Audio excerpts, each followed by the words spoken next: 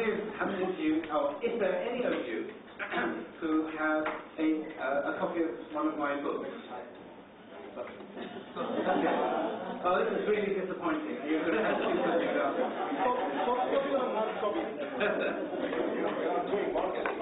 Yeah, I do marketing now. I'm not allowed to do marketing, so I'm not. But it's interesting though. At least some of you have my books, and thank you very much for being my readers. How many of you have visited my website? Okay, there's a few more. Well, of course, that's free, so I better do a bit more.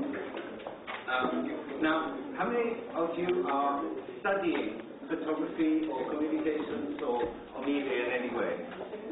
Any students? 1, 2, 3, 4, 5, 6. Half a dozen or so. Okay. Now, I think we're still waiting for 2 others, so.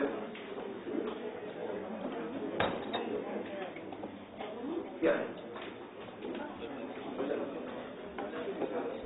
Hello.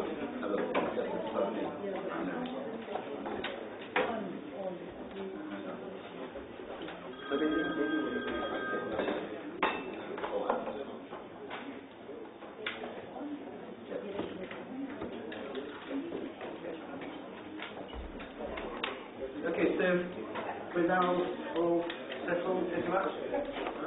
Well, I'll do another sound check because when more people come in, the sound gets absorbed rather more. Are you all happy with the level of sound? And I don't need to speak up. Actually, I'm going to pitch myself a little bit softer. I'm going to pitch myself a little bit softer so I'm not too much of a strain. Can you all hear all of this clearly? I will ask again whether any one of you would like to have translation into Arabic. If you would like, please say so. Yeah?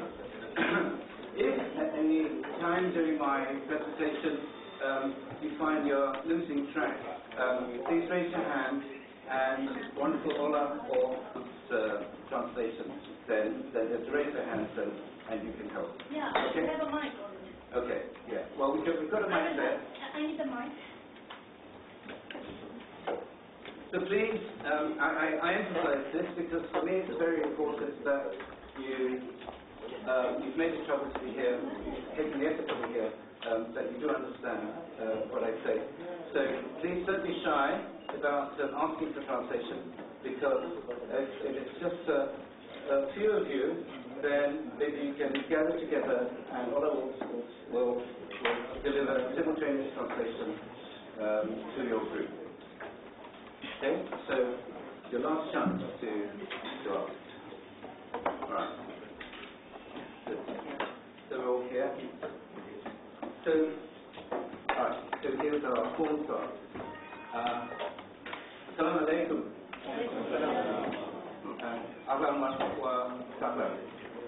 So excuse my bad Arabic. I'm trying to say hello to everyone.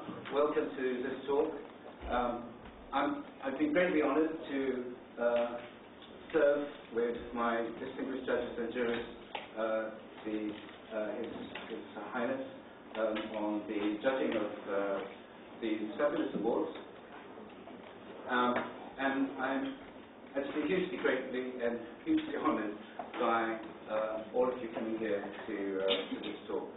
So I'm going to do things in 2 ways, in 2 parts.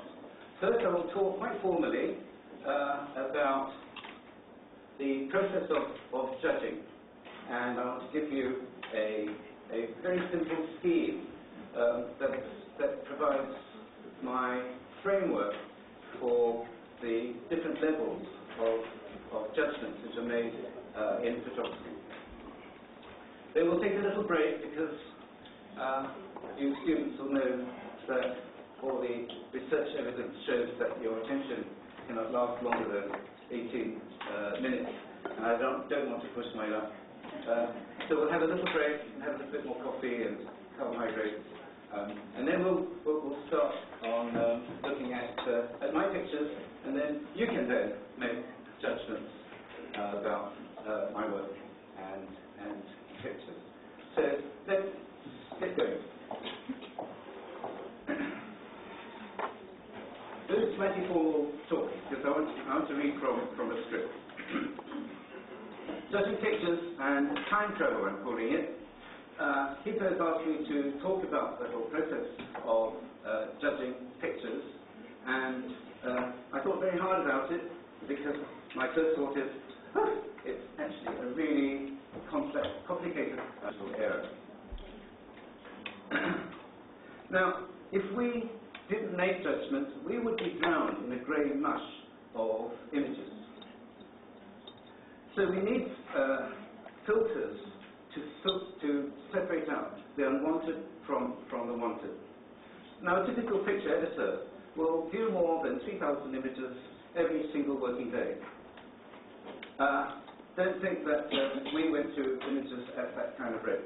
A picture editor will scan pretty much a whole page, just like, say, a page of image returns on Google or whatever, Google, Bing, Yahoo, scan the whole thing and actually assess 20 to 30 images in a couple of seconds. So they know what they're looking for, and this is a theme I'll come back to. Now, out of these thousands of images, a typical editor will select only, 10 to 20 to use per day, whether it's on a website or a publication. Now, you don't have to be a picture editor to be confronted by thousands of images. We know that the average person living in an American or North European city sees 1,000 to 1,500 separate images every day. Images really are a distraction from the contemplation of God and nature. The response. Okay, here we go. So this is just urban overload. Without knowing it, each person, each of you, assesses each image they see. Is it a new car they would like to drive? They see beautiful shapes expertly lit and composed. Is it a holiday destination they dream of reaching? Well, they think lovely. That's where I would like to be. I mentioned these examples to introduce the idea that judging pictures is a highly complicated process. What happens in terms of the decision making depends on the context, and the purpose of the judgment. So, in this talk, that's what I want to share, my understanding of how judging takes place. So, from the past, that's the first level. The base level of picture judgment is something that we all share. We aren't looking for merit in the photograph, but what actually we're doing is looking at the subject of the photograph only. All that matters is that the moment we captured what we want to capture, that's all. That the photograph holds something that we want to remember. So our judgment of the amateur picture is therefore pitched squarely in the past. That our friend capture the moment. Can we see everybody in the wedding picture? If it succeeds in this task, then we're happy. That is what happens at that level of amateur judgment. And of course, there's a simple proviso, and it is that the image quality is such that it doesn't intrude into the subject. So, I'll just run through the basic criteria for image quality, because it's one of the shopping lists or menus that we as professionals might take for granted, which might not be so clear or evident to you. But I won't do it in detail because it's pretty uncontroversial. I hope you can ask me questions later.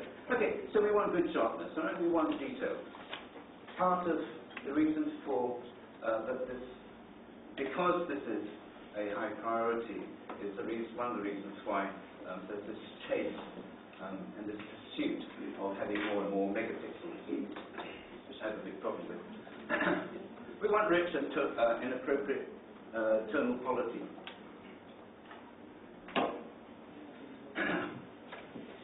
But variety, good variety, and an appropriate palette of colour, which suits the subject and treatment that we're trying to reach. So that means that you can have a monochrome picture. If that's the treatment that you want, that's fine. You can have a colour picture which is too colourful.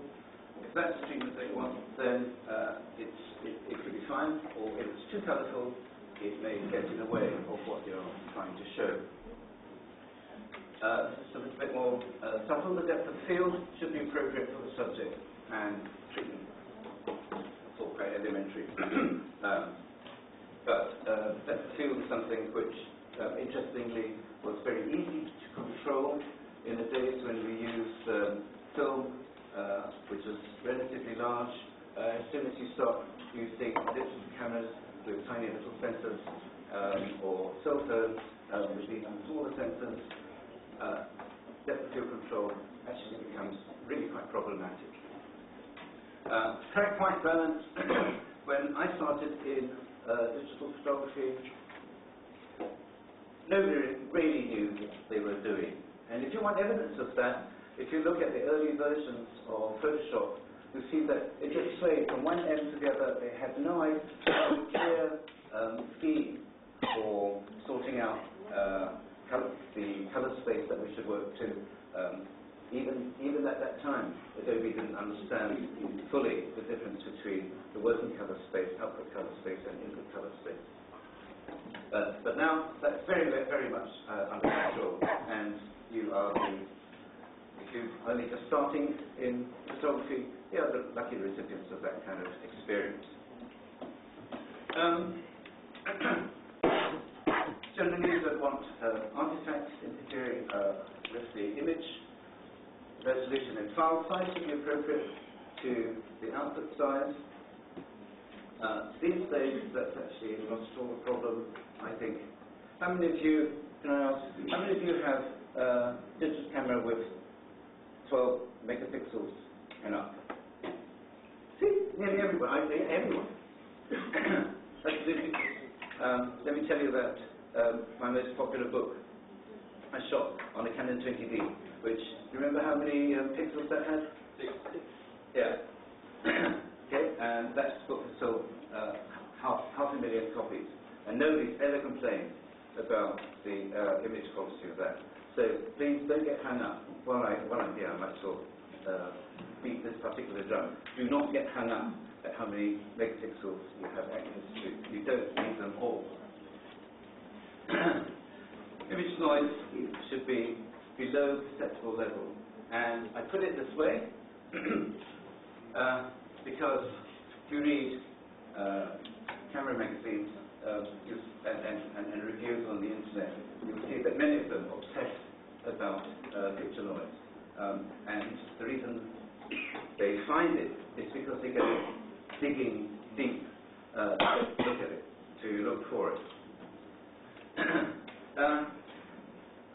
And generally, we want the camera to be lined up to the surface. Horizontal to be horizontal, and vertical to be vertical. That's quite nice. Okay, so let me move on to the next kind of level of judgment. Excuse me. Yes. Can you please go back to the? Yeah. Thank you so much. Want to copy that? Okay. Thank you. Okay. I'll leave that up for a while. So the next level is from the past is to move to the present. So picture judgments which are made at college, workshops, competitions to a certain extent, and professional situations, I would say are all made under the scrutiny of the present. Not the past, but now. By this I mean that we're asking questions of the photos, such as, does this work? We don't ask those kinds of questions of amateur pictures.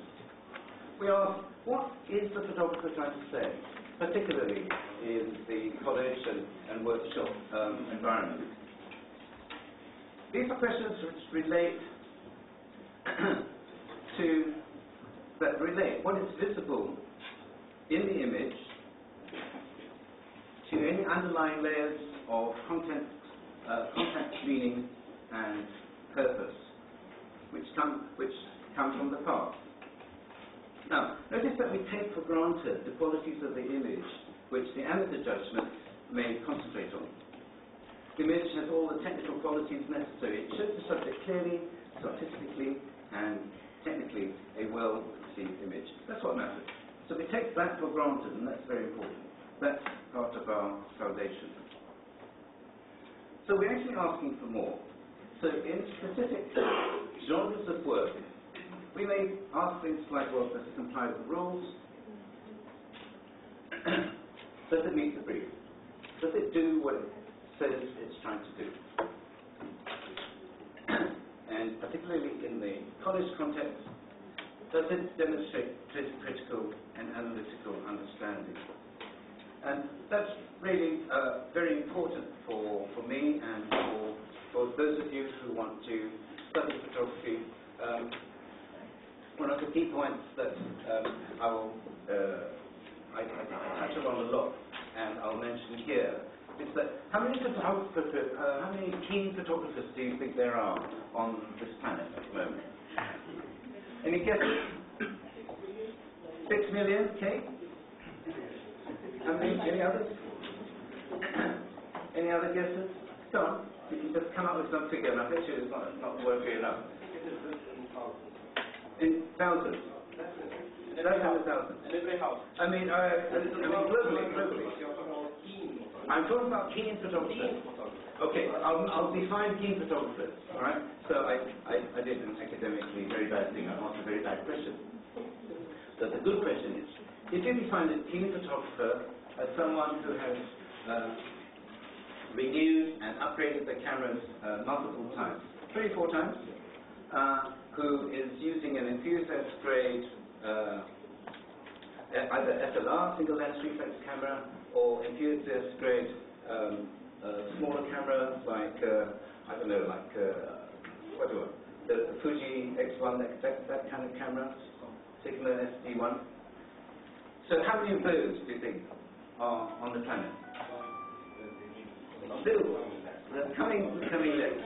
Okay, I've done a lot of research on this because I had to give a keynote speech in Brisbane on exactly this subject. I estimate it to be between 180 to 250 million. Because if you think about the numbers of cameras which are sold, the SLRs and the enthusiast grade like bridge cameras, you take away the fact that that something like 80% of enthusiast grade cameras, SLRs, are actually sold to people upgrading. Calculate all those figures, it comes to, at round terms, 200 million. This is more than the Arab world. It's nearly as many as the entire population of the US. So what's going to make the difference? What's going to make the difference is that you have a critical understanding of what you're doing. That's how you'll separate yourself from the mass, the grey mass. Okay. All right. There are more questions too. We will ask things which may be specific to the genre that we're working in. So in portraiture we may ask questions about, well, does the character be expressed in the picture? Now, you see already I have assumed that it's properly exposed, the colours are good, the focus is in the right place, that works, the background, everything, it's all there. We're asking these other questions, this other layer, about what is happening with the picture and our response to it in the present. So, in architecture, we say, all right, there's the beauty of the building and the good light. And then we put another layer of of consideration as well, which is something that's very, very seldom taught, even at university. I taught at master's level at university, and it took me 10 years before I could persuade people that actually legal questions were something that we need to teach at a university level. So is it legal? Now, by legal I mean not just in the US or in Germany where you may have shot the picture, but is it going to be legal here? Is it going to be legal if seen in Riyadh? Is it going to be legal if seen in Beijing? Because photography now is not something which is a little piece of paper which you leave on your desk. The more successful you are as a photographer, the further your pictures reach, and the more these questions are going to come into prominence. So even if it is legal, is there anything that's going to lead to legal challenge? What am I talking about here? Any idea? Sorry, the microphone is distracting me. What might lead to legal challenge in the picture? Copyrights of? People, yeah. People is one issue, and copyrights of what? Brands, yes. And property. So we need to think about these things now. And you thought you were coming here to talk about photography. I could spend an entire week talking about the legal aspects, the whole legal nexus of photographic work. And this is another one, okay? If it has been manipulated, is it at an acceptable angle, acceptable level? And that means it's not only to do with the aesthetics, but to do with the purpose of the picture, the context in which the image is going to be seen, all of these issues. Right? So this is an assessment of the image in the present based on what was done in the past. And yeah, what it calls offense to any religious or cultural groups, or any political groups as well. Alright, I'll leave that up for a while.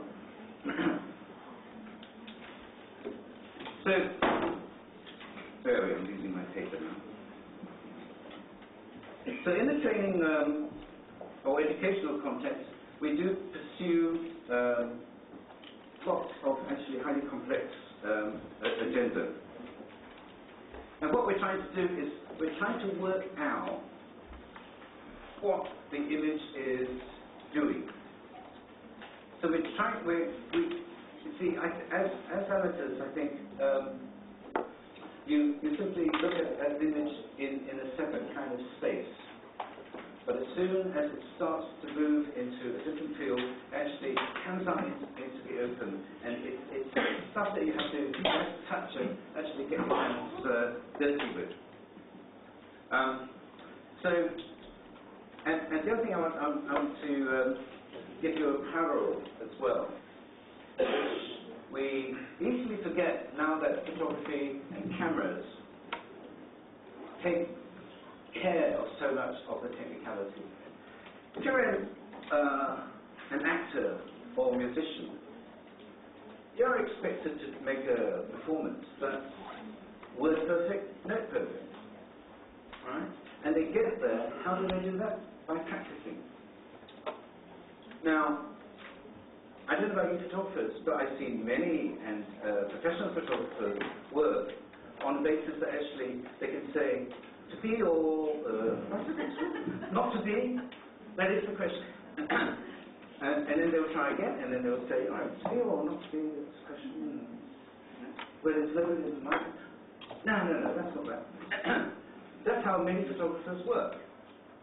And they can get away with it because the medium allows it. If I leave you with anything as photographers, I want to leave you with the sense that actually try to get to perform like a performer, whether it's ballet dancer, actor, or musician. Get in there perfect. You still do bang and get your image. I know, it's frightening, isn't it? So anyway, where are we next? Now, perhaps you're waiting for me to question, how do you know when you have an image that's visually stunning? Or to put it in current context, how do you know that you've got an image that's going to win your prize?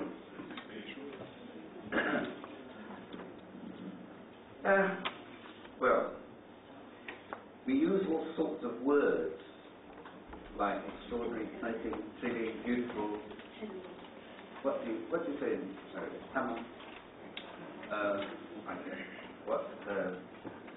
I have still a long way to go, if you can tell. Now, these are all words that we might use of an image which gets top marks or wins prizes. How do we know when we've seen one? So let's touch on that a little bit. I know this is a central issue, but notice that I've wrapped it round. Actually, that does make it central, doesn't it? Anyway, so I've wrapped it round all these other thoughts and considerations. So the key thing I want to say is that a brilliant, absolutely stunning, even world-class picture is not in itself going to guarantee that it's going to be published or well known. Right? You know this? Porter's picture of Che Guevara. How many years was it before its first publication to it being known all around the world? How many years? 1, 2, 3. No, it wasn't after his death. Fortunately, no. It took 7 years. This picture was in circulation for 7 years, but mostly in the Caribbean area, before an enterprising T-shirt publisher just took this bit, posterized it, made it very clear. And all of a sudden, partly because he was a hero at the time and Cuba was a hero and represented the anti-establishment in the US, all of that to do with history, see? An accumulation of, thank you, of factors. And then it's become, actually, probably one of the most reproduced images on the planet.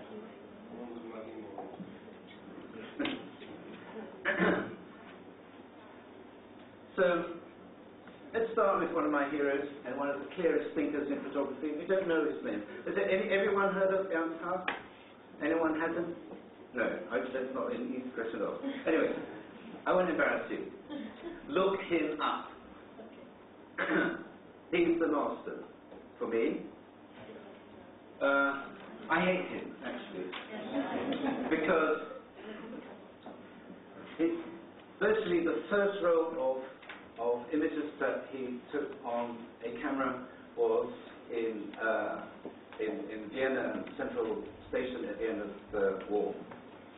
And if we had a different class, I would show you the contact sheet. Nearly every picture is publishable. This is his first roll, and one of the pictures made it to the cover of Life magazine. And on the strength of that, he was invited to join Magnum, which at the time was just a handful of people like HIPA and Bresson. So now you understand why I hate him, because he's a genius. And on top of that, he's a painter as well. So he said he wanted to see an eye, a heart, and a brain. So let me explain that a little bit. By an eye, he wants something that's sensitive to light and color and design, constantly open to opportunities offered by the subject. The heart tells us about the person's response to the subject. All right? How it motivates and gives life to the image. It's the bit that reaches out to you. It's the bit that makes you go, wow. And finally, we want evidence that the photographer's brain is engaged in the creation of this picture. Right, so it's not only about the making of this picture. This is Route 66. Route 66 is what about 1,000 kilometers long. So where do you stop to grab your shot? If you're a photographer, how carefully do you prepare your ground? How carefully do you research? That's the brain part. Now, this other fellow you may not have heard of. He's got a slightly different idea, and he uses lots of words with more syllables. So by resonance, I better look this up and see what I'm saying. All right, resonance results from the way the photographer has organized the content of the photograph. I'm going to get the microphone sore on my chest. All right, sorry about that. All right, resonance results from the photographer organizing the content of the picture in a way that suits the subject. It makes the whole experience of the photograph stick in the mind. It's like a good cue that will not go away. And if I had a chance to teach you a little bit more, that analogy is a very specific analogy, because tunes, good tunes, who's a musician around here? Any musicians? Okay, so good tunes are based on the 12-note scale, and it's diatonic. Even here, it's actually pretty diatonic. If you listen to Musical, he sticks to the key intervals of the third, fifth, and the octave. He will wobble around all over the place before he gets to it, but third and fifth. And those proportions are exactly the proportions that work in images as well. But anyway, better not start on a different class. So resonance makes the picture stick in the mind long after the fine detail has dimmed. Next, the historic element represents, of course, that question of time. It's the conjunction between the timing of the photograph, its creation, and a significant event. Now, by significant event, I just don't mean assassination of a politician or knockout blow. It could be just the precise moment in which a person walks across a landscape and completes it. All right? Our camel train walking across the horizon, and at some point the image works, and before and after it, the image just doesn't quite work. So a great deal of capturing an image that works is about getting the history right, being sensitive to it. And finally, for me, a good photograph is, or maybe I should say has to be, revelation. It needs to show us something. And this is the point that we'll come to later when we talk about the next level of picture judgment. I want a picture to be revelatory. There's always this great story about a great art director who would say to photographers, "Astonish me." Yeah? Who was that? You remember who? I'm only asking because I can't. I'll tell you in a minute. There was a great picture editor and potentially a good photographer as well. And his challenge was, astonish me. Don't just show me pictures. I don't want to see pictures. I want to be astonished. I want to be stunned. I'll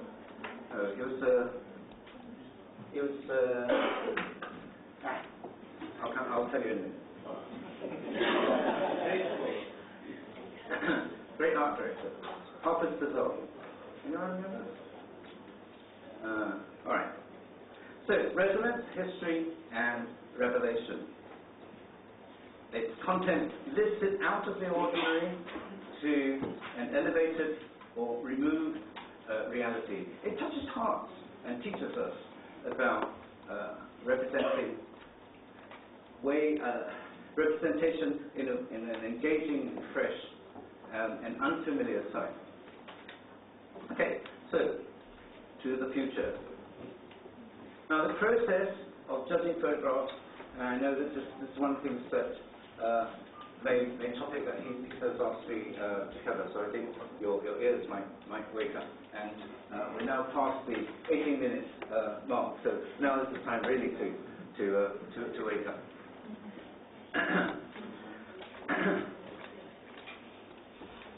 The future, because we've looked at assessment of pictures from the past, the present, and in the future, what we're doing is, especially at the international level, is that we're building on all these underlying processes, and we take them further. In the same way that professional assessments take for granted that the photographer can produce a technically perfect picture, which is perfect in every way. At the international level, we're assuming, and we take for granted, that they have sorted out all the communication and conceptual issues as well. And the result is that what we're doing is we're looking to the future. So what do I mean by that?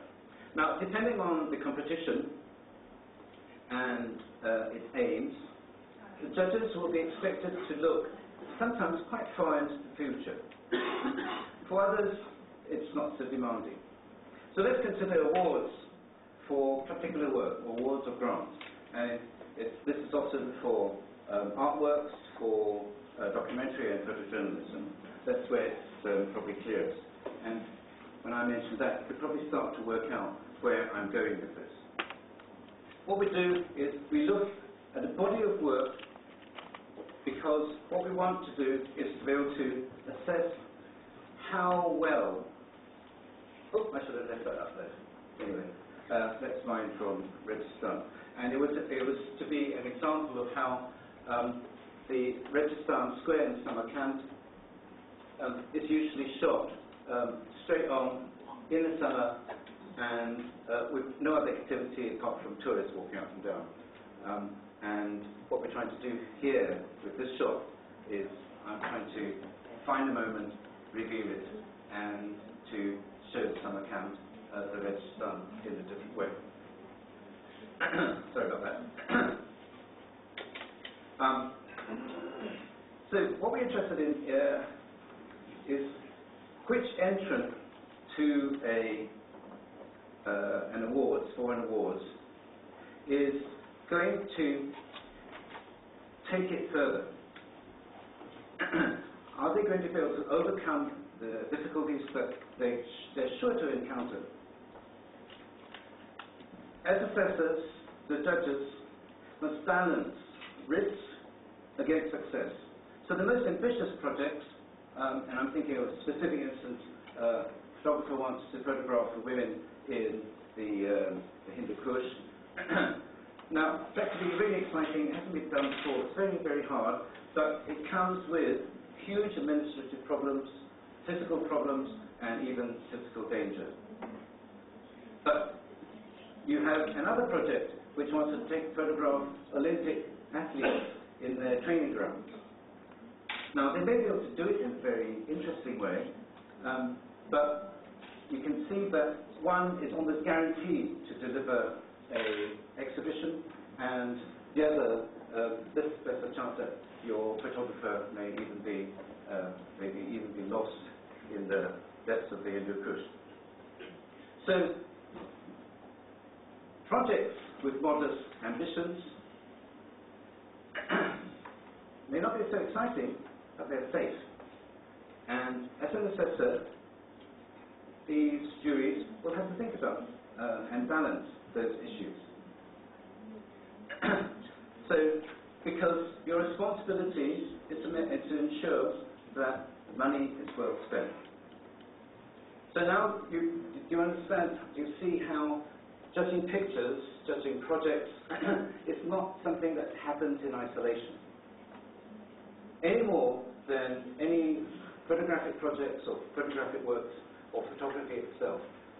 None of that happens in isolation. You know, all these other considerations which are as important, if not sometimes more important. Now, not all high-level competitions are awards aimed at the completion of a specific project. Nevertheless, the future aspect is always in the background. How will the prize award, the money, how will it be used? What does the award say about the photographer and their work? And indeed, about the sponsoring organisation. Now, the point of any award is encouragement. That's the core, that's the key. The celebration and the approval are all secondary because they all relate to past achievements. Unless the award is for a lifetime of achievement, what we're saying when we award a prize is, what we're saying is, this is great. Do some more. Make it some more. We are encouraging you. In that sense, major awards are educational. In the purest sense of the word, they show everyone what we applaud, what we as jurors applaud, what we approve of, and what we find admirable. That way, photographers are being drawn is the original sense of education. Photographers are drawn to produce work of a similar standard. Photographers are encouraged to match the creative and technical and visual standards that we approve of. That's why, incidentally, it's sometimes important not to award a top prize. Because if you're saying we are finding the best of what we have received, that's one thing. But there are some awards which are saying we want to applaud and reward the very best of what is available anywhere. And there have been times when I've been on juries and I've said with other jury members, this does not match the standards that we are used to, these does not match the standards that we want to support. So that year, none. I'll skip through this and we'll come to that point. I have worked on international panels where it's clear, just to give you an example of this aspect of drawing out and encouraging people, where the prize-winning images in 1 year leads to an increase in the number of entrants which look very much the same the following year. All right? This shows that a major competition has a tremendous influence on the world of photography. It actually shapes what thousands of photographers set out to do and imitate. Because we are setting out a stand and say, this is great, boys, this is what you should be after. And of course, it's exactly how photography awards improve and push up the standards of work throughout the world. So I just show this up because I worked on the BP Wildlife Photographer of the Year award. And there was a time when only the really dedicated and expert bird photographers had pictures of ospreys catching fish. And now there are tens of thousands because 1 year a beautiful shot won, and the next year photographers wanted shots of ospreys. And many of these are actually dated. They fill a long channel full of trout or fish, their hides all the way down, and they know when the ospreys will feed, and they come, and it's just dead easy. If you were to do an analysis of this, you find that actually quite a few of them were taken in the same place.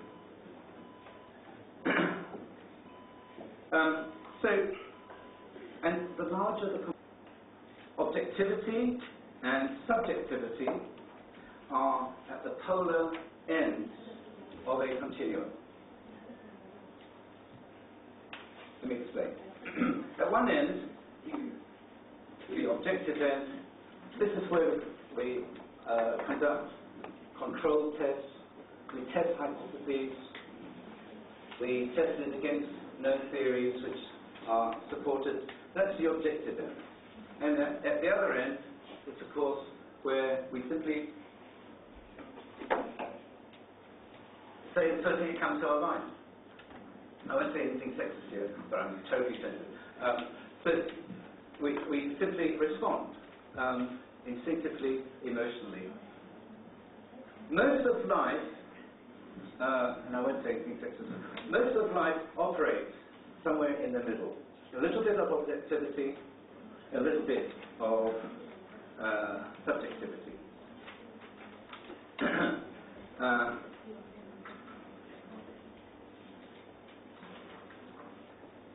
So, I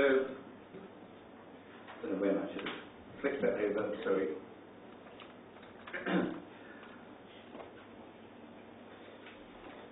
Lost track of what I'm doing. So, you can entertain yourself with that and I'll explain that in a minute. If you think about the last decisions that you made, and I'm actually thinking about all the decisions that we made as jurors and as photographers and everything else. It's made up of a combination of some objective elements and some subjective elements. So, for example, your feelings and desires. For example, you really love fast Italian design cars. Right? But you are aware of constraints. So you can't fit the whole family into a Ferrari. Then you add the facts that you need to accept. For example, you can't afford both a Ferrari and a pizza carrier. Then you add opinions which you respect. So your uncle recommends Toyota as opposed to a Mercedes, whatever. And then other relevant factors come in. For example, your father-in-law can get you a good deal on a Toyota, but not a Mercedes. Now, you make what could look like a totally subjective decision, because you haven't gone to analyze all the mileage, all the load carrying capabilities, and all the speed and all the other parameters. You simply actually reach the conclusion, okay, we will get a Toyota Land Cruiser for the family. But it's actually made up of these elements, some of which are objective, some of which are not. So, in the end, that decision is yours, but all these factors have come in. Similarly, the assessment of pictures varies with the viewer and the content and the context. So remember, in amateur judgments, the process is generally subjective. People view with their eyes, but respond with their guts. They like or they don't like, they love, don't like, they think it's funny or it's boring. With professional judges, picture assessment is actually surprisingly objective. Professionals look at pictures in a very different way from amateurs. Some of you who listened to my little interview to the camera, this is where I'm coming to. Think of how any expert looks at something they're expert at, whether it's a car mechanic or a refinery engineer, and how a layperson looks at it. So here's a picture of a refinery pipe. I don't know what it is or what it's doing, but a chemical engineer will look at that and he'll notice that maybe one valve is closed when it should be open. He'll notice that actually there's a dial which is showing a little bit higher than it should be. What do I see? I just see a mass of tubes.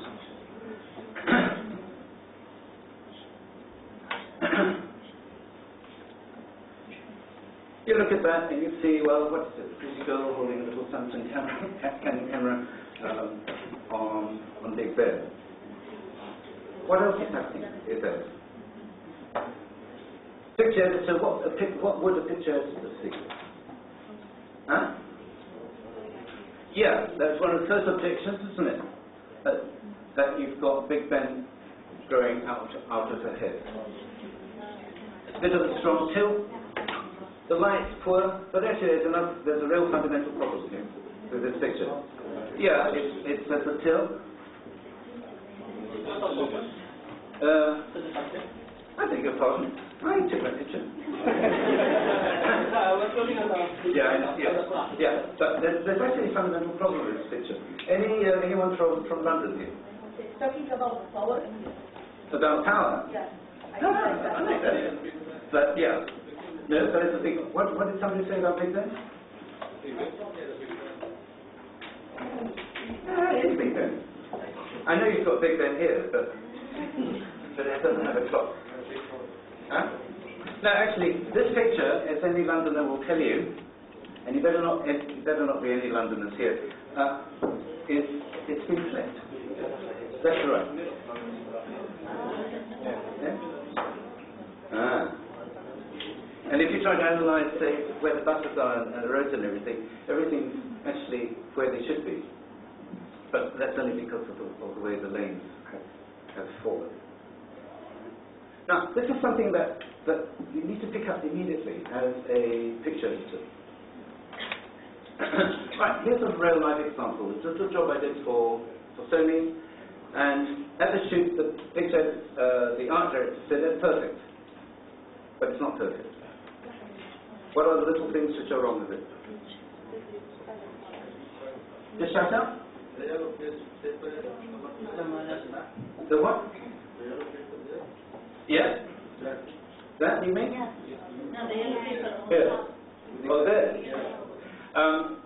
It's good that you spotted it. Actually, that was part of the scene because I was creating elements for a flash animation, and we were going to focus particle through to him. So we needed to see that.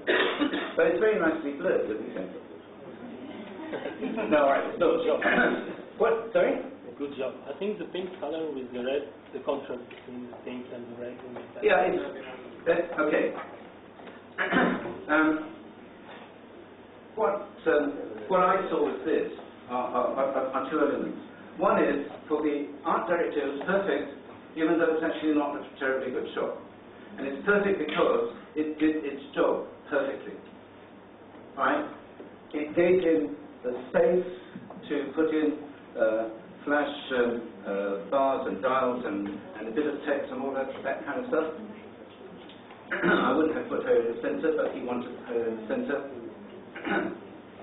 But in addition to that, there are these elements here which would all have to be cleaned up. See her hair? It's a mess. The hair? That's a mess. These, because there was a light breeze, they just floated into the shot and out of the shot, so every shot had to be the same. So these would have to be cleaned up.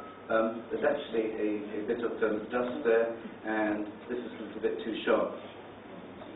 As a photographer, the picture editor, you need to be able to spot all of that within 2 seconds flat. Because you need to be able to deal with it. If you miss it, you'll get into big trouble. Because, for example, if it's a flash animation, if some pictures have that and some don't, it's horrible. Yeah? And that's very embarrassing. I should have spotted that myself.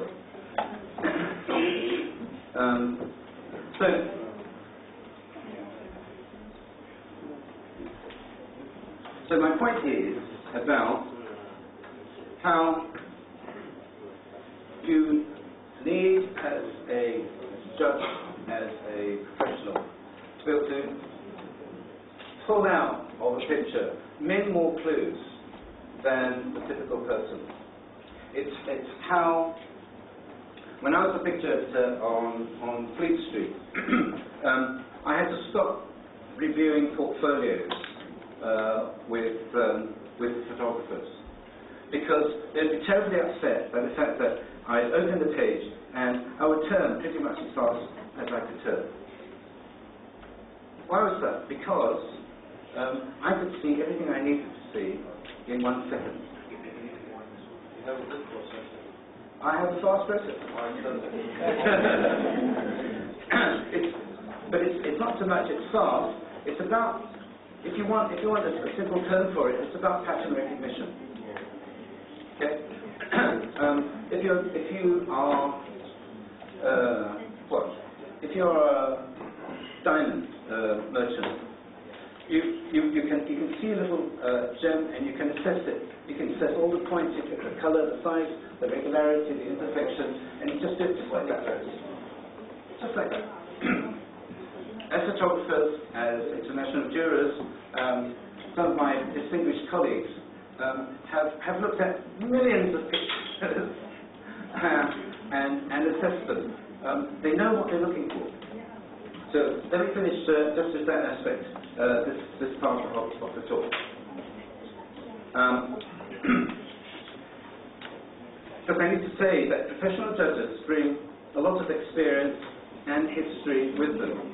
They view thousands of images, millions of them, of the highest quality. And they've seen it all before. So they look to be surprised. They want to be astonished. There's nothing we would like better than everybody to go, wow! Okay, that's it. All right, we can wrap up, go home now. Because we found it. So they will recognize work as well that's derivative, so it's based on someone else's creation. They will certainly recognize work that has been submitted to other competitions because they just agree. And they know the history of photography as well, and will automatically relate what they see today to historic images which they're familiar with. And they will know when they've seen work that actually is really innovative. What's the flip side to that now? It means that if you want to catch the attention of judges at an international standard, know your history, right? So if you want to take away one huge piece of advice as a photographer, whether you're an amateur or not, or even if you're a professional and you're doing commercial work, know your history. Look at the great photographers and the photographs of the past. Be familiar with it. I remember being very chastened many years ago when I was learning my craft.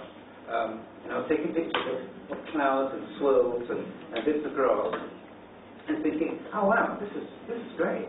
You know, there's meaning in all these kind of abstract, organic, meteorological forms. And then I saw that Edward Steichen had done it 80 years ago. Looked exactly the same. So the old boy had beaten me by 80 years. And